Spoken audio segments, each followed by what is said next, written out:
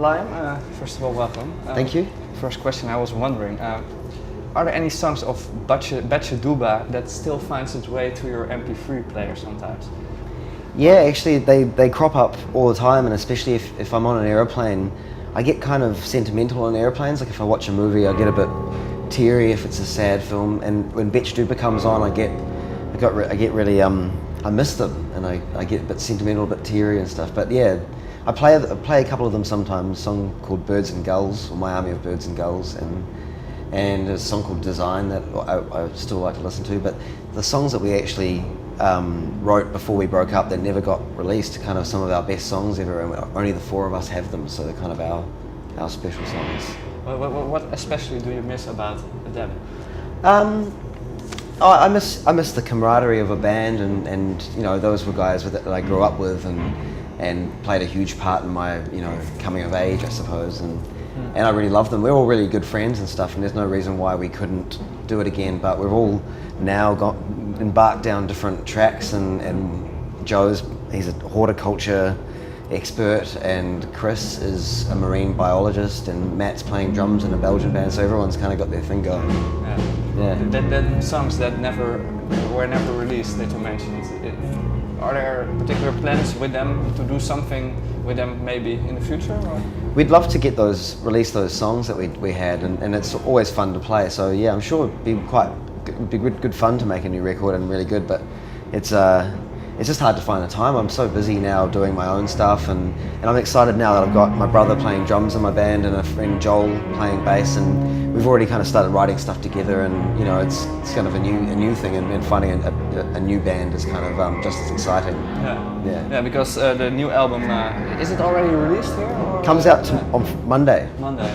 Yeah. I was wondering, for you, it's the second solo album, but maybe you can tell something about it. But is it getting easier releasing albums, or maybe the opposite, that it's getting more difficult?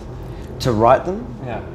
It's definitely always as hard as it ever has been. You know, like sometimes songs come easy, other times you agonize over it, but ultimately it's just trying to find a way to enjoy it each time. You know, find a point of difference to making a record that makes it feel fresh and inspired again, and that was definitely really hard to find with this new record, because I'd come home from all this touring and constant stimulation and performing every night, and in a way kind of had withdrawals, you know, from that, and so kind of freaked out. I lived out at the beach in kind of isolation in New Zealand, and it was a complete opposite, and so beautiful, but I sort of got all freaked out that I was like, what am I doing? I'm all isolated, and I'm, you know, cold turkey from adrenaline.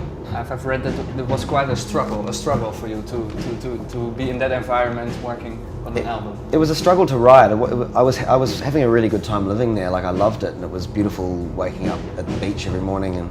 But to write, I was getting distracted because I'd rather be outside going for a walk or something, and it was something I hadn't got to do for a long time. So, but actually now when I look back in hindsight, I did end up writing the whole record, and so worrying about it was probably part of the process, I think. Yeah. Because you did quite some touring before you started recording this album, but in what way does such an extensive tour scheme puts its stamp on the music that you write afterwards, do you think? Yeah, it definitely comes through. I think all your experiences sometimes even take a long time to process and come out in songs a year or two later, but I kind of, I'd done an EP with EJ where we'd written a lot about being away from home and anxiety from flying and stuff like that, and I kind of wanted to write the song from scratch out at the beach about how I was sort of, about the last year of my life basically, and it wasn't really supposed to be autobiographical, but at least just honest and with where I was at the time, and I felt very different compared to when I made I'll Be Lightning, so it was quite a different record, and which made it exciting again to feel like it's almost making a first record again. What was that feeling that you tried to capture on this album?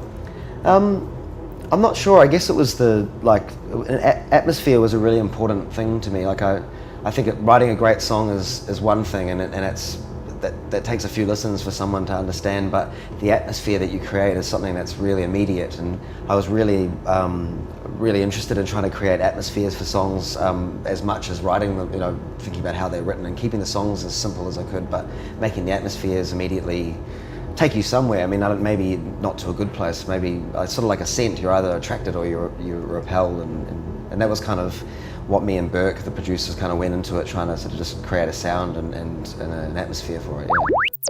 Yeah.